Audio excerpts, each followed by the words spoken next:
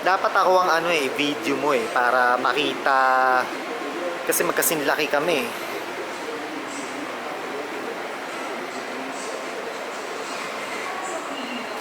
Yamaha SXR 900 Neo Netro. Ay, Neo Retro.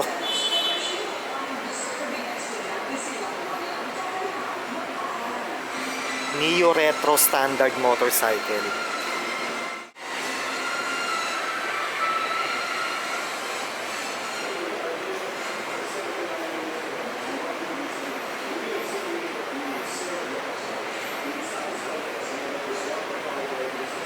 Ganda no? Ang laki.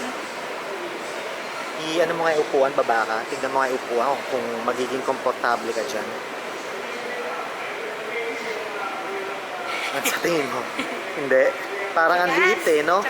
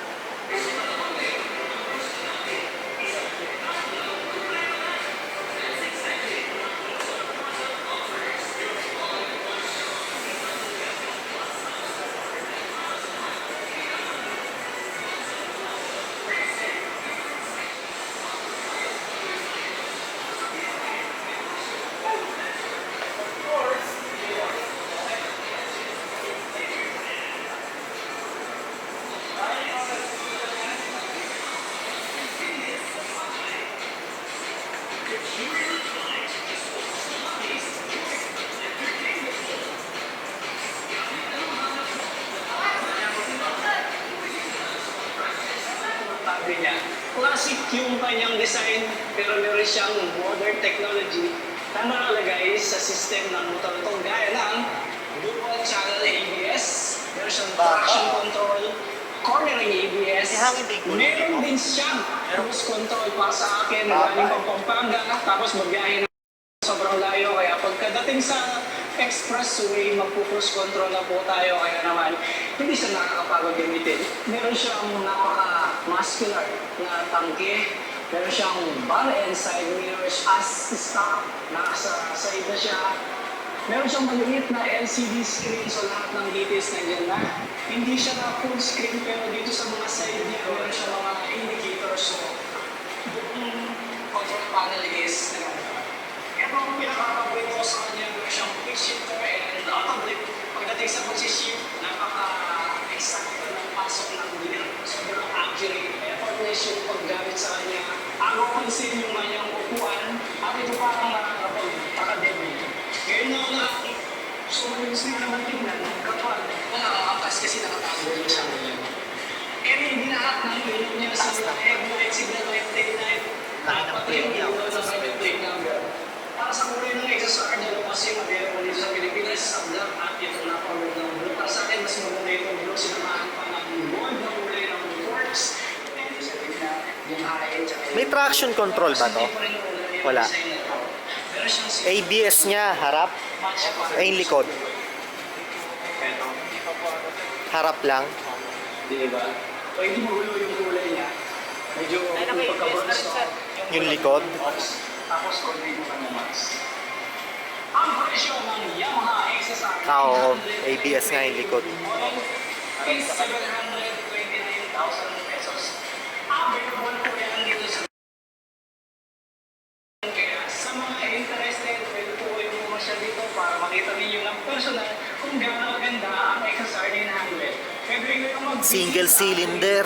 page na group of companies para ma-check ninyo kung ano yung mga available na kulay at kung paano mag-apply kung sakali man gusto nyo kung wala. Ganda oh. Kaya para G. Tayo.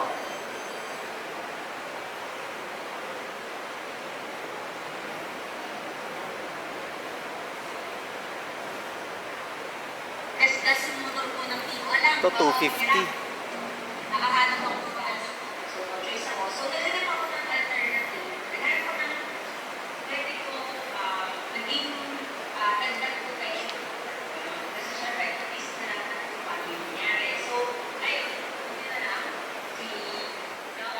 naman naked. Sports camera mga boss. Meron na sa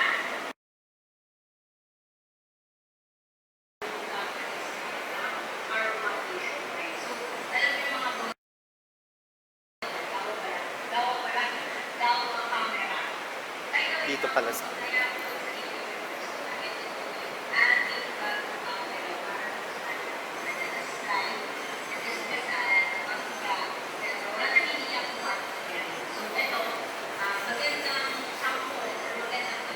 pero ito naked eh. So, ayan. 120 white angle na siya. 120 white try na mga bossing. 1080. High definition. So, makakita ko yung video din po. So, ito nga. Check na natin. Upo ka, upo ka. Para may idea siya. Dapat ako eh, no?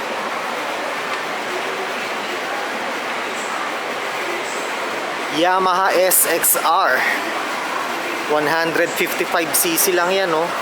Ang ganda, oh. Ganda eh, oh.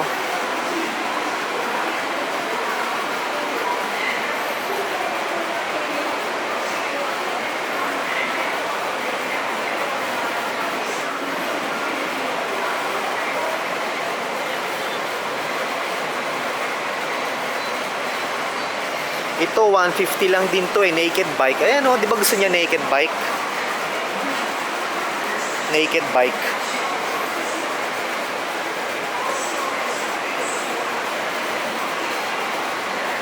Sige, po ka.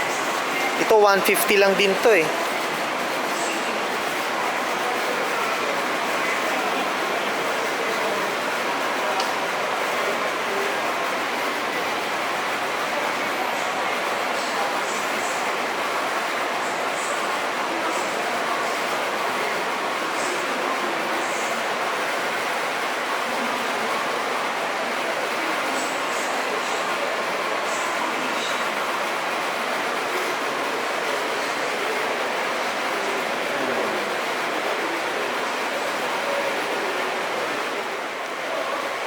Pero gusto niya mga naked bike eh. Ito eh.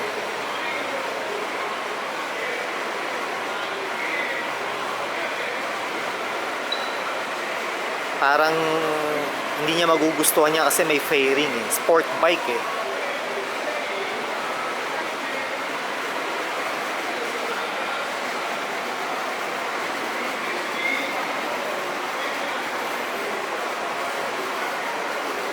Ito sa naked bike ka nga.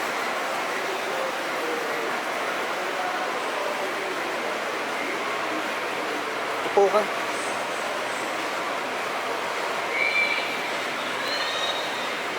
Hindi mo kayang itayo eh, no?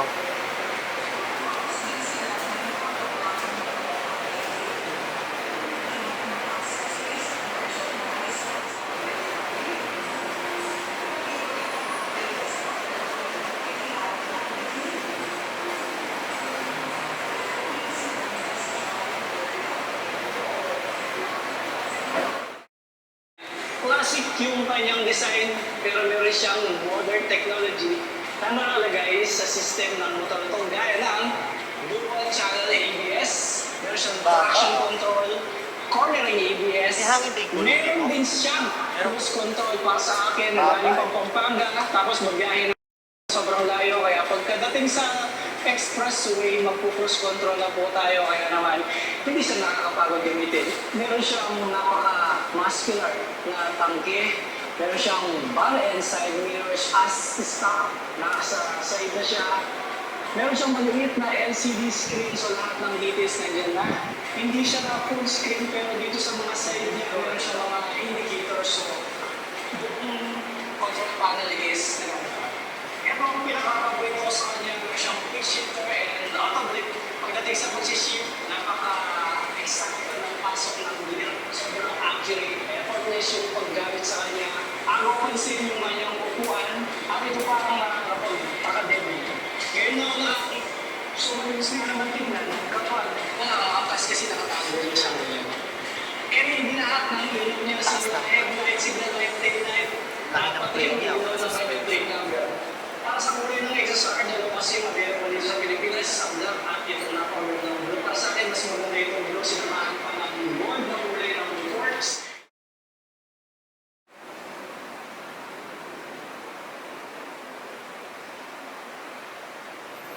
Galing ano, pink ano.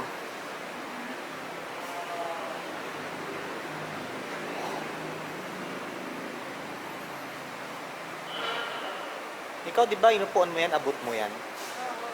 Naka-tiptoe lang ng konti. Sige, picturean kita.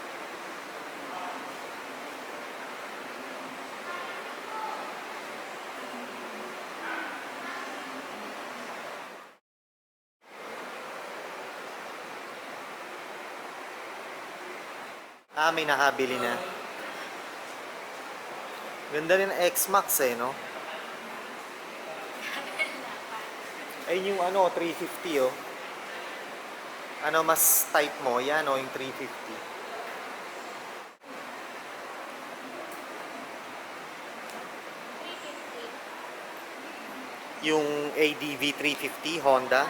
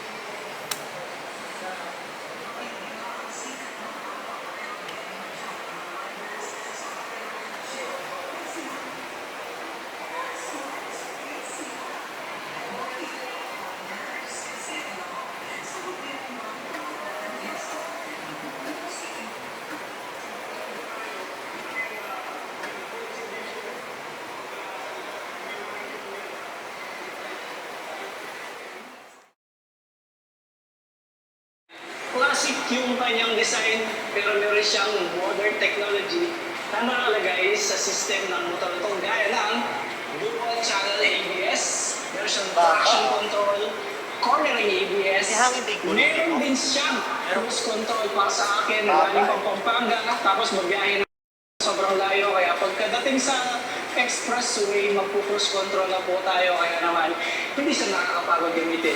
Meron siyang napaka-muscular na tangke. Meron siyang bar and side mirrors as stock. Nasa side na siya. Meron siyang maliit na LCD screen, so lahat ng details nandiyan na. Hindi siya na full screen, pero dito sa mga side niya, meron siyang mga indicators. So, buong control panel is ito ang pinaka-upgrade ko sa kanya, meron siyang quick shifter and auto-blip. Pagdating sa pag-shift, napaka-exact ng pasok ng gear. Sobrang accurate, effortless yung paggamit sa kanya. Agaw pansin yung kanyang upuan, at ito pa ang nakakapag-takadebig. Ngayon na ako so malinis na naman tingnan kapag nakakakas kasi nakatago niya sa kanya. Every lahat ng ilaw niya sa headlight, signal light, tail light, dapat yung ilaw sa headlight number. Para sa kulay ng XSR niya kasi mabiro